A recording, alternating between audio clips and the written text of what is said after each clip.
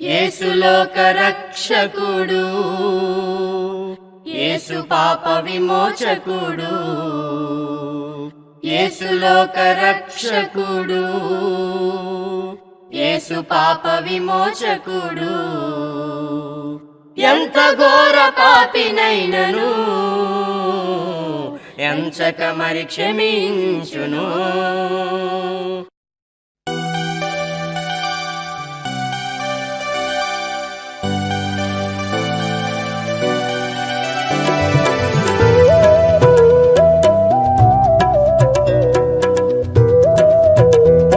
ప్రభునందు ప్రియమైనటువంటి వారులారా, క్రీస్తు యేసు నామములో మీ అందరికీ వందనములు తెలియజేస్తూ ఉన్నాను. దేవుని యొక్క మహా కృపను బట్టి, దయను బట్టి ప్రభునందు ప్రియులారా, ఆత్మీయ జీవితమైనటువంటి ఈ టీవీ కార్యక్రమాల ద్వారా మిమ్మల్ని కలుసుకున్నట్టుకు, దేవుని వాక్యం మీకు వినిపించుటకు, దేవుడు మమ్మల్ని ప్రేమించి మాకు ఇస్తున్నటువంటి ఈ మంచి సమయాన్ని బట్టి దేవునికి నేను కృతజ్ఞతాస్తుతి స్తోత్రాలు చెల్లిస్తూ ఉన్నాను.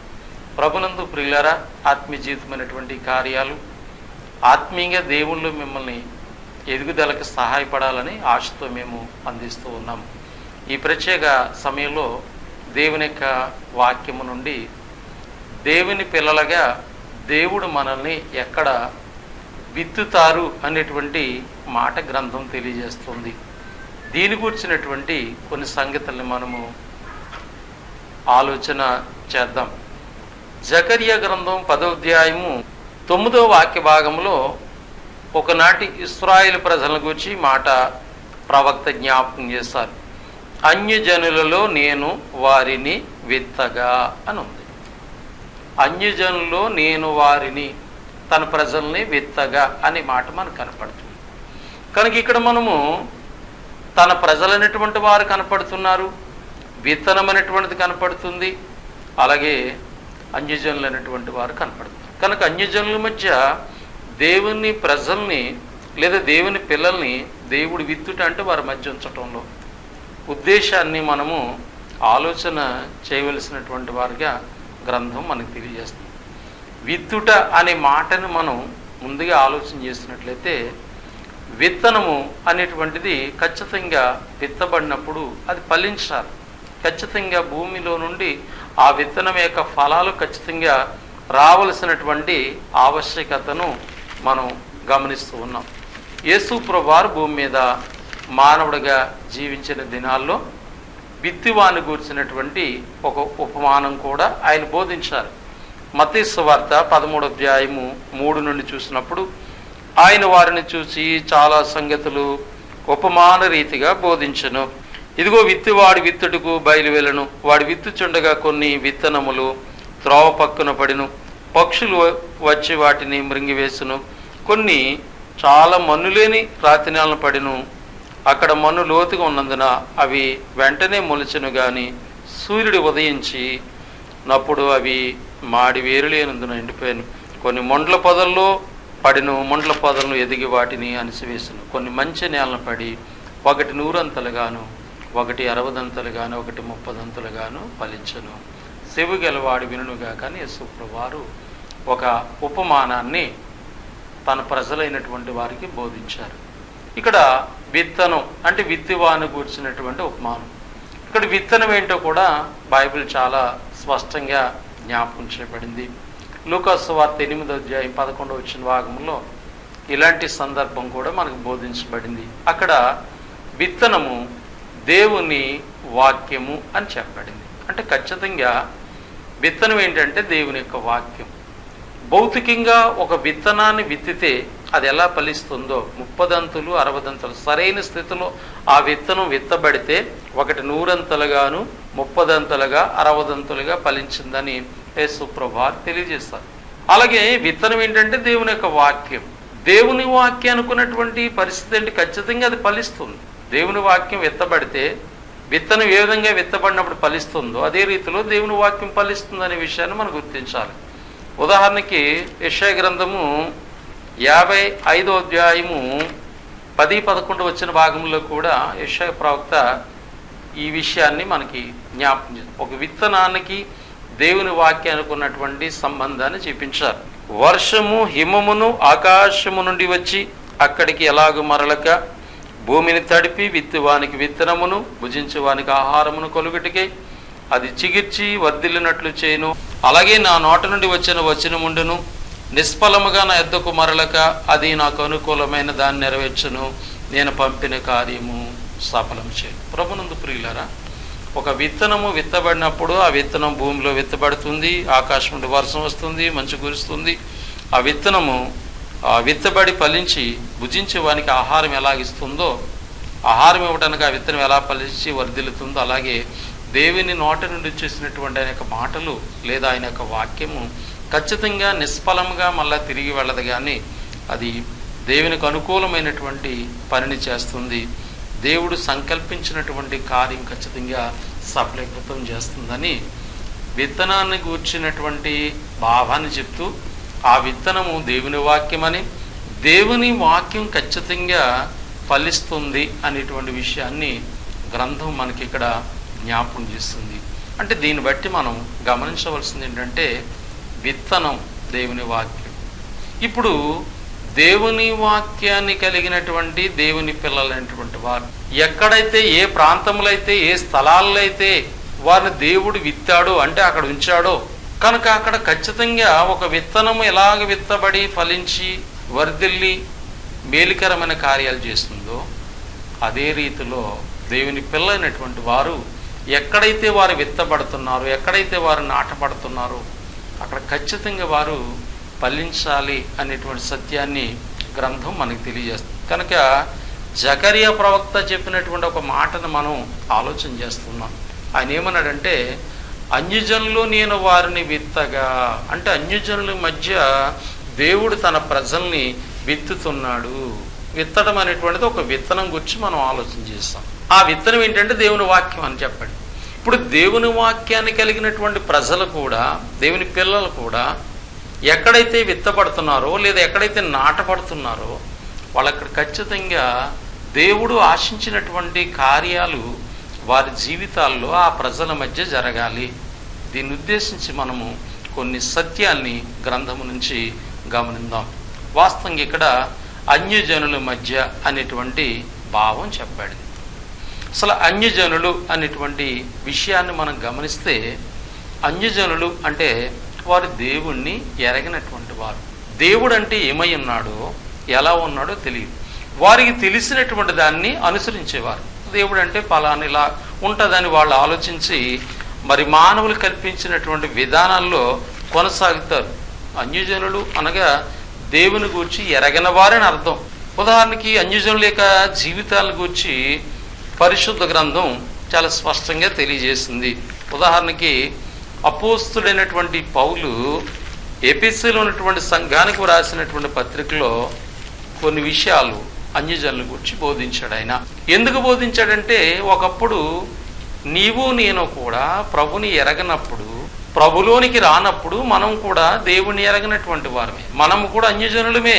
మనం కూడా ఎలాంటి జీవితాలు జీవించుంటామో ఆయన జ్ఞాపకం చేస్తున్నాడు. ఇక్కడ ఎఫెసీ పత్రిక 4వ అధ్యాయము 17-18 వచ్చిన భాగంలో చూసి, కాబట్టి అన్యజనులు నడుచుకున్నట్లు మీరిక మీదట నడుచుకున్న వలదని ప్రభువునందు సాక్ష్యం ఇచ్చుచున్నాను. అంటే దేవుణ్ణి ఎరగనటువంటి పిల్లలు నడుచుకునేటట్టు మీరు నడుచుకోకూడదనే విషయాన్ని మీకు తెలియజేస్తున్నాను. ఎందుకనంటే, వారైతే అంధకారమైన మనసు గల వారై తమ హృదయ కాఠిన్యము వలన తమలో ఉన్న అజ్ఞానము చేత దేవుని వలన కలుగు జీవముల నుండి వేరుపరచబడిన వారై. ఇక్కడ జాగ్రత్తగా గమనిస్తే ప్రభునందు ప్రియులారా, వారైతే అంధకారమైన మనసు గలవారై తమ హృదయ కాఠిన్యము వలన తమలో ఉన్నటువంటి అజ్ఞానము చేత దేవుని వలన కలిగేటువంటి జీవముల నుండి వారు వేరుపరచబడ్డారు. ఎందుకనంటే తమ మనసునకు కలిగిన వ్యర్థతను అనుసరించి నడుచుకునుచున్నారు అనే విషయాన్ని చెప్పాడు. కనుక ఇక్కడ మీరు అన్యజనులు అనగా దేవుణ్ణి ఎరగినటువంటి వారు, వారు హృదయాన్ని బట్టి మనస్సును బట్టి వారు మనసుకి ఎలాగ ఆలోచిస్తే అలాగా, వారు హృదయం ఎలా నడిపిస్తే అలాగ నడుచుకునేటువంటి వారు. ఎందుకంటే అన్యజనులకి అంటే దేవుణ్ణి ఎరగినటువంటి వారికి వారి యొక్క మనసులో దేవునికి చోటు లేదు. కాబట్టి వారి మనసు ఎలాగైతే నడిపిస్తబడి అక్కడ మనసులో దేవునికి చోటు ఉంటే దేవుడు ఆలోచన ప్రకారంగా వారి మనసులు ఉంటాయి, దేవుని ఆలోచన ప్రకారంగా వారి హృదయాలు ఆలోచిస్తాయి, నడిపించబడతాయి. కనుక ఇక్కడ వారి మనసులో దేవునికి చోటు లేదు గనక వారు అంధకారమైన మనస్సు కలిగినటువంటి వారుగా తమ హృదయ కాఠిన్యాన్ని బట్టి వారు నడుచుకుంటున్నారు అనే విషయాన్ని అన్యజనుల గురించి పౌలు ఇక్కడ తెలియజేస్తున్నాడు. ఇంకా అన్యజనులు అనేటువంటి వారు ఏం చేస్తారంటే మరి దేవునికి అంటే దేవుని ఎరగలేదు గనక వారు చేసే పనులు దేవునికి ఎలాగ ఉంటాయంటే హేయమైనటువంటివిగా ఉంటాయి. అంటే అన్యజనులు వారి ఆలోచన ప్రకారంగా వారి ఉద్దేశ ప్రకారంగా వారు కొన్ని విగ్రహాలు తయారు చేసుకుని వాటిని పూజిస్తారు. ఇది దేవునికి ఇష్టమా అంటే వారు ఆలోచించరు, ఎందుకంటే వారి మనసు వారి హృదయ కాఠిన్యం బట్టి చేస్తున్నారు. కనుక అన్యజనులు అనగా దేవుని ఎరగిన వారు, దేవుని యొక్క ఉద్దేశాల్ని ఎరగినటువంటి వారుగా ఉన్నారు. ఇంకా అన్యజనుల యొక్క ఆలోచన ఏంటి? దేవుని కనుక గుర్తించకపోతే రేపు చనిపోతాం, ఎప్పటికప్పుడు చనిపోతాం, కాబట్టి మనము ఈ లోకంలో ఉన్నాం కనుక తిందాము త్రాగుదాము అనేటువంటి ఆలోచన కలిగి ఉంటారు దేవుణ్ణి ఎరగినటువంటి వారు ఆలోచనలు. అందుకే మోసపోకుడి దుష్ట సాంగత్యం మంచి నడవడిని చెరిపేస్తుంది అని చెప్తాడు పౌలు కొరింథీ సంఘానికి. అక్కడ కూడా గుర్తు చేశారు, రేపు చనిపోతాం కానీ తిందాం త్రాగుదాం అనేటువంటి ఆలోచనలో మీరు దేవుని పిల్లైనటువంటి వారు బ్రతకూడదు అని చెప్తాడు. కనుక అన్యజనులు అనగా దేవుని యొక్క ఉద్దేశములను ఎరగినటువంటి వారుగా వారిని గురించి మనకి గ్రంథం ఇక్కడ జ్ఞాపకం చేస్తున్నట్లుగా వాక్య భాగాల్లో గమనిస్తున్నాం. ఇంకా వాళ్ళు ఏం ఆలోచిస్తారంటే రేపు ఏం తినాలి, ఏమి త్రాగాలి. మత్తయి రాసిన సువార్త 6వ అధ్యాయం యేసు ప్రభువు వారు కూడా భూమి మీద ఉన్న దినాల్లో ఏమి తిందుము, ఏమి త్రాగుదము, ఏమి ధరించుకుందామని అన్యులు వీటి విషయమే విచారిస్తారు. కనుక మీరు దేవుని పిల్లలుగా మీరు ఇది ఆలోచించకూడదు. మీరు ఆలోచించవలసిన చాలా మహోన్నతమైన కార్యాలు ఉన్నాయి మీ జీవితాల్లో. మొదట ఆయన రాజ్యము నీతిని మీరు వెతకండి, వెంబడించండి అనే సత్యాన్ని యేసు ప్రభు కూడా భూమి మీద ఉన్న దినాల్లో ఆయన బోధించినటువంటి బోధలు మనము గ్రంథం నుంచి చూడగలుగుతున్నాం. కనుక ప్రభునందు ప్రియులారా, అన్యజనులు అంటే దేవుని యొక్క ఉద్దేశాల్ని ఎరగినటువంటి వారు, దేవుని ఆలోచనలు ఎరగినటువంటి వారు, దేవుడు అంటే ఎలా ఉంటాడో ఎరగినటువంటి వారు గనక వారు దేవుడు పేరు చెప్పుకుని ఏదో రూపాలు చేసుకుని వాటికి సాగిలు పడతారు, పూజ చేస్తారు, వాటిని పూజించేటువంటి. కనుక ఇవన్నీ కూడా వారి మనసు కలిగినటువంటి దాన్ని బట్టి వారి హృదయాన్ని బట్టి వారు చేస్తూ ఉన్నారు. కనుక అయితే ఇప్పుడు ఇలాంటి అన్యజనుల మధ్య దేవుడు తన పిల్లల్ని విత్తుతున్నాడు అనే విషయాన్ని మనం గుర్తిస్తున్నాం, జ్ఞాపకం చేసుకుంటున్నాం ఈ యొక్క వచ్చిన భాగాల్లో. కనుక అన్యజనులు అంటే ఏంటో క్లుప్తంగా కొన్ని మాటలు మనం చూసాం. ఇప్పుడు మరి దేవుని పిల్లలంటే ఎలాంటి వారు? దేవుని పిల్లలంటే దేవుని యొక్క ఉద్దేశాల్ని ఎరిగినటువంటి వారు అయి ఉండాలి. ఆనాటి పాత నిబంధనలో ఉన్నటువంటి ఇశ్రాయేలు ప్రజలు కానీ ఈనాడు క్రీస్తు ప్రభు ద్వారా క్రొత్త నిబంధన ప్రకారంగా క్రైస్తవులైనటువంటి వారు కానీ ఒకప్పుడు వాళ్ళు దేవుని పిల్లలు పాత నిబంధన కాలంలో, ఈనాడు క్రైస్తవులైనటువంటి వారు దేవుని పిల్లలు. కాబట్టి మనము గుర్తుపెట్టుకోవాల్సింది ఏంటంటే దేవుని పిల్లలు దేవుని యొక్క ఉద్దేశాలను గుర్తించాలి. పౌలు ఈ విషయాలను చాలా చక్కగా బోధించాడు. అసలు దేవుని యొక్క ఉద్దేశాలు ఏంటి, దేవుని యొక్క ఆలోచనలు ఏంటి, అన్యజనుల మధ్య దేవుని పిల్లలైనటువంటి మనల్ని ఎందుకు దేవుడు అక్కడ వారి మధ్య ఉంచుతున్నాడు అనే విషయాన్ని మనం ఆలోచన చేస్తే ముందుగా దేవుని ఉద్దేశాలు ఏంటి అనేటువంటిది కొన్ని విషయాలు మనం గమనిద్దాం.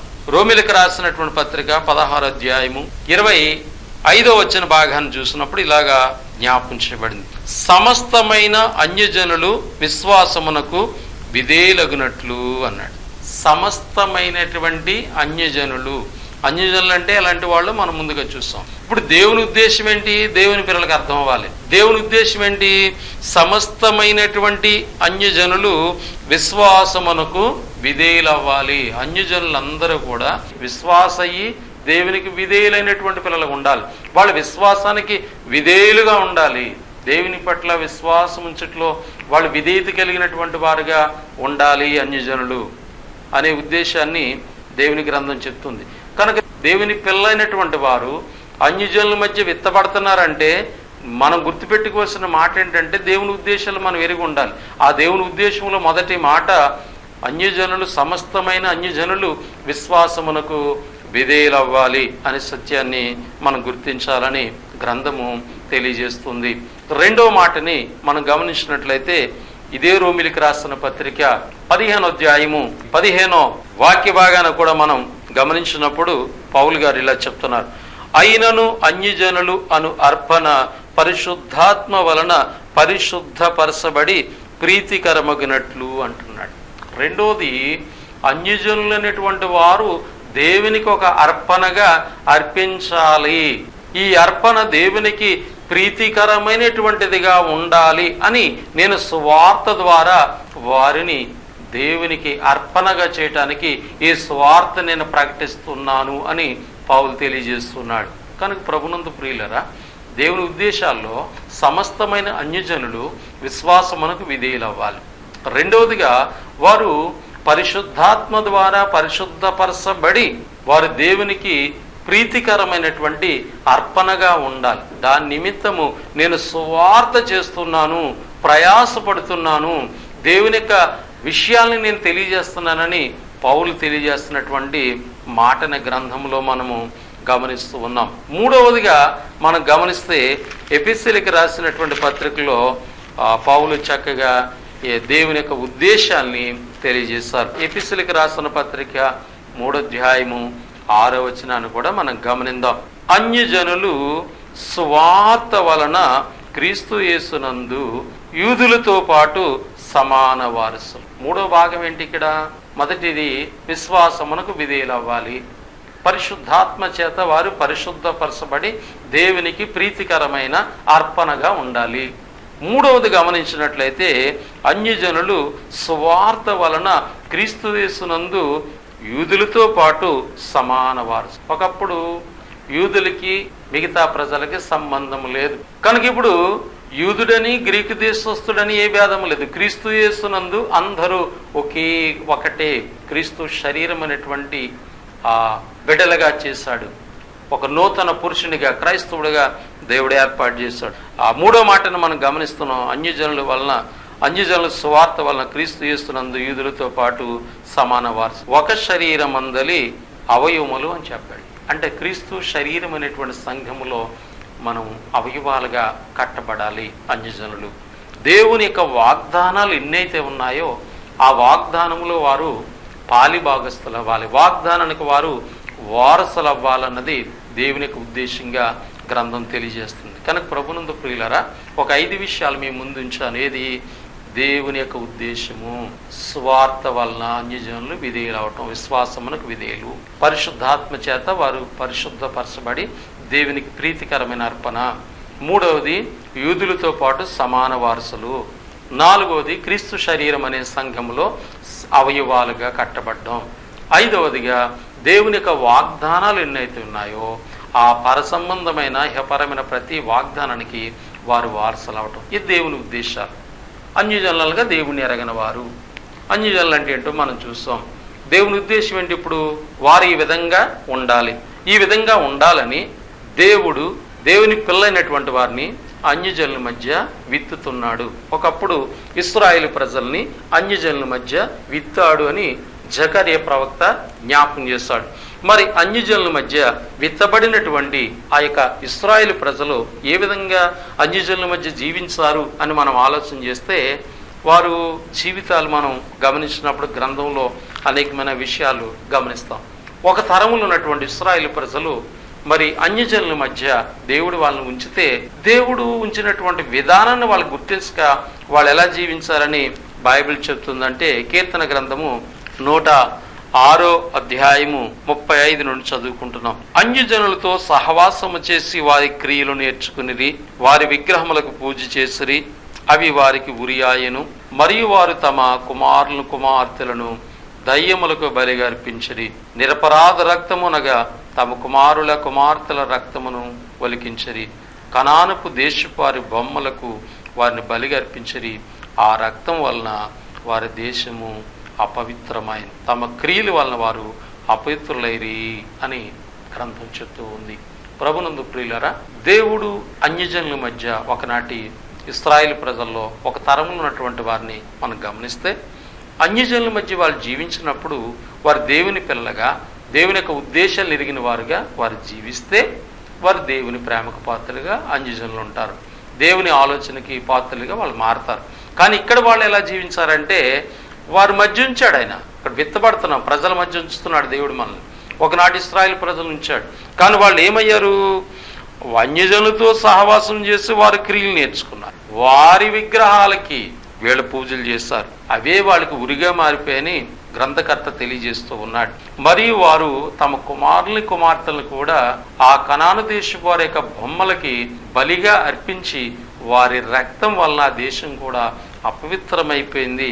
వారి క్రియల వలన వారు అపవిత్రులైపోయారని ఇక్కడ మనకి కీర్తనకారుడు జ్ఞాపకం చేస్తూ ఉన్నాడు. ప్రభునందు ప్రియులారా, ఇక్కడ గమనించండి, దేవుడు ఒక తరంలో ఉన్నటువంటి ఇశ్రాయేలు ప్రజల్ని అన్యజనుల మధ్య ఉంచితే, విత్తితే వాళ్ళు ఏం చేయాలి? అసలు విత్తనం అనేటువంటిది మనం చూసాం. విత్తనం దేవుని వాక్యం కలిగినటువంటి దేవుని పిల్లల యొక్క జీవితాలు విత్తనం ఎలా ఫలిస్తుందో వాక్యానికి ఫలించే శక్తి ఉంది. నీలో నాలో దేవుని వాక్యం గనక ఉంటే ఆ వాక్యం ఖచ్చితంగా మనం ఫలింపజేస్తుంది.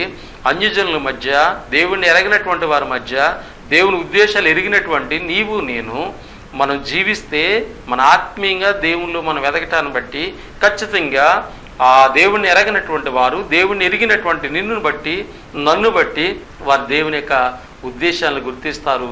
దేవుని ప్రేమకు పాత్రలుగా వారు జీవించగలుగుతారు. కానీ ఒకనాటి ఇశ్రాయేలు ప్రజల్లో ఒక తరములో జరిగినటువంటి సంగతిని మనం ఆలోచన చేస్తే వాళ్ళు అలా జీవించలేకపోయారు. కాబట్టి వాళ్ళు వారి బిడ్డలను కూడా విగ్రహాలకు బలిగా ఇచ్చి మరి దేవుని ప్రేమకు పాత్రకు నిలవకుండా ఈ ఇశ్రాయేలు ప్రజలే నశించుకున్నట్లుగా కూడా గ్రంథంలో మనము ఎన్నో ఉదాహరణల్ని చూడొచ్చు. ప్రభునందు ప్రియులారు, ఈనాడు క్రొత్త నిబంధన ప్రకారంగా క్రీస్తు రక్తములో కడగబడినటువంటి క్రైస్తవులైనటువంటి వారు లేదా సంఘములో చేర్చబడినటువంటి మనం, అసలు సంఘం అంటేనే అన్యజనుల నుంచి, లోకంలోంచి వచ్చినటువంటి వారు, లోక ఆచారాల నుంచి వచ్చినటువంటి వారు దేవుని యొక్క పిల్లలుగా, కుమారులుగా, కుమార్తెలుగా ఉన్నటువంటి మనము ప్రత్యేకింపబడ్డాం. కానీ ఈ లోకంలోనే అన్యజనుల మధ్య మనం ఉంటాం. దేవుడు వారి మధ్య మనల్ని ఉంచాడు.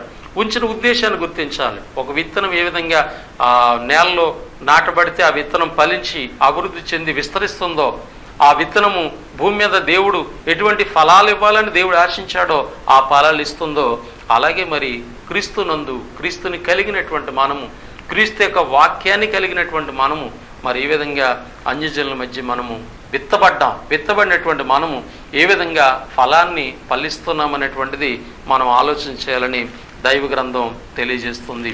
క్రీస్తునందున్నటువంటి మనకి మనము దేవుని యొక్క వాక్యాన్ని కలిగినటువంటి వారు, దేవుని వాక్యాన్ని అంగీకరించిన వాళ్ళు, వాక్యాన్ని మన హృదయంలో ప్రతిష్ఠ చేసుకున్నటువంటి వారు, మనం వాక్యమందు మనము ప్రతిష్ఠ అయినటువంటి వారమని గ్రంథం ఎన్నో విషయాలు జ్ఞాపకం చేస్తుంది. క్రైస్తవుడు అనగా ఎలాంటి వాడని గ్రంథం చెప్తుందంటే, కొరింథీయులకు రాసినటువంటి 2వ పత్రిక 3వ అధ్యాయం 3వ వచన భాగం పౌలు ఇలా చెప్తున్నాడు. 2 చదువుతున్నాడు.